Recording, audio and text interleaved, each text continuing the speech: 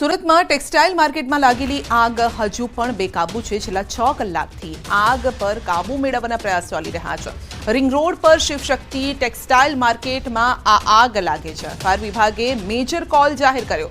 बेઝમેન્ટની आग उपરના માળ સુધી પ્રસરી ગઈ। फायर विभागની 20 થી વધુ ગાડી ઘટના સ્થળે છે। 80% આગ કાબૂમાં હોવાનો મેયરનો દાવો છે। ભીષણ આગના પગલે લાખોનો સામાન બળીને ખાખ થઈ ગયો છે। ગઈકાલે પણ આ જ ટેક્સટાઇલ માર્કેટમાં આગ લાગી હતી। ગઈકાલે દુર્ઘટનામાં એક વ્યક્તિનું મોત થયું હતું।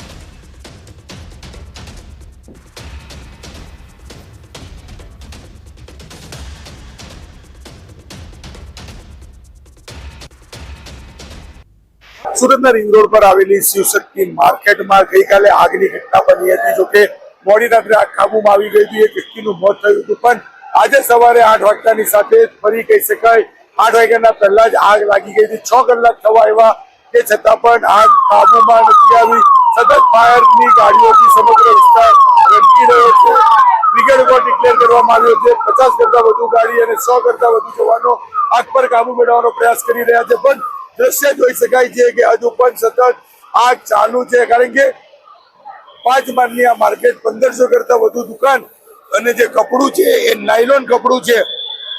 મોટાભાગે નાયલોન કપડું પેટ્રોલિયમ પેટાસમાંથી બનતું હોય છે, એટલે કે આગ બેકાબુ છે। કપડાનો મોટો જથ્થો માર્કેટમાં હોવાને લઈને આગ કાબુમાં નથી આવી રહી। 6 કલાક થયા છે છતાં પણ સતત પાણીનો મારો કરવામાં આવી રહ્યો છે। દ્રશ્ય જોઈ શકાય છે કે હજુ પણ કાળા ધુમાડા નીકળી રહ્યા છે, એટલે કે આગ કાબુમાં આવ્યા બાદ પણ કુલિંગની કામગીરીમાં લાંબો સમય ચાલશે। એટલે કે કહી શકાય કે 5 કલાક થયા બાદ હજુ પણ આગ કાબુમાં નથી આવી અને હજુ પણ 6 થી 8 કલાક આગને કાબુ અને કુલિંગની કામગીરીમાં થશે। કીર્તેશ પટેલ, ન્યૂઝ 18 ગુજરાતી, સુરત। અને હવે વાત કરીશું મહાશિવરાત્રિની।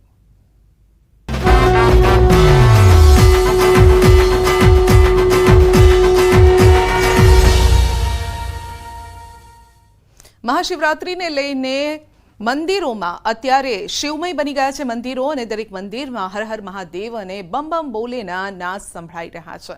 શિવાલયોમાં વહેલી સવારથી જ શિવ ભક્તોની કતાર લાગેલી જોવા મળી રહી છે। સોમનાથ મહાદેવ મંદિરમાં ગુજરાત જ નહીં દેશ વિદેશથી ભક્તો દર્શન માટે આવી રહ્યા છે।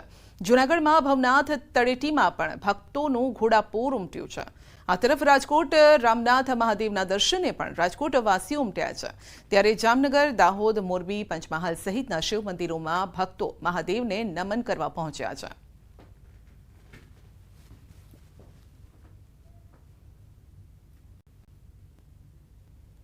આ તરફ અરવલ્લીના શિવાલયોમાં પણ વહેલી સવારથી જ બમ બમ ભોલેનો નાદ સંભળાઈ રહ્યો છે। ભક્તો પણ પૂજા અર્ચના માટે ઉમટી રહ્યા છે। મોડાસામાં માજૂમ નદી કિનારે આવેલા સ્વયંભૂ મહાદેવ ગેબીનાથ મંદિર તેમજ કાશી વિશ્વનાથ મહાદેવ મંદિર ખાતે પણ મોટી સંખ્યામાં ભક્તો ભોલેનાથના દર્શન માટે આવી રહ્યા છે। આ તરફ ભિલોડા ખાતે આવેલા ભવનાથ મંદિરે પણ મોટી સંખ્યામાં ભક્તો ઉમટ્યા છે।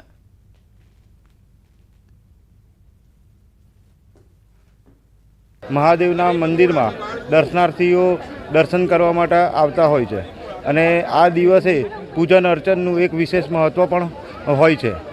હિન્દુ ધર્મમાં દરેક જ્ઞાતિના વ્યક્તિઓ આ દિવસે દરેક શિવાલયોમાં જઈ પૂજન અર્ચન કરતા હોય છે, અને આ દિવસે ખાસ મહાશિવરાત્રિના પર્વનો દિવસ એ શંકર ભગવાન અને પાર્વતી માતાના વિવાહનો દિવસ છે।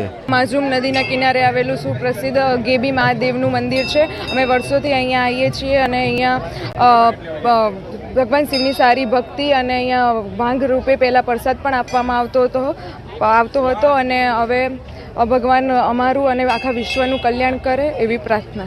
મોડાસાની રહેલી છું। અહીંયા માઝૂમ બ્રિજ પાસે ગેબી મંદિર છે મહાદેવનું, ત્યાં અમે આજે દર્શન કરવા આવ્યા છીએ અને અમને આજે મહાશિવરાત્રિના દિવસે મંદિરે આવીને એટલી મનની શાંતિ મળી છે।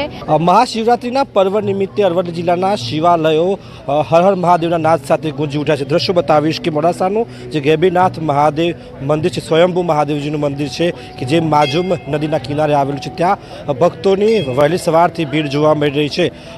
ભગવાન મહાદેવને શીશ ઝુકાવી અને ભક્તો નમન કરી રહ્યા છે, બિલીપત્ર ચડાવી રહ્યા છે, પાણી ચડાવી રહ્યા છે. સાથે જ આપ કતાર જોઈ શકો છો કે લાંબી કતારો લાગી છે મંદિરમાં દર્શન માટે. ખાસ કરીને કાશી વિશ્વનાથ મંદિર મહાદેવ મોડાસા તેમજ ભવનાથ મંદિર બિરોડા ખાતે પણ ભક્તો વહેલી સવારથી જોવા મળી રહ્યા છે.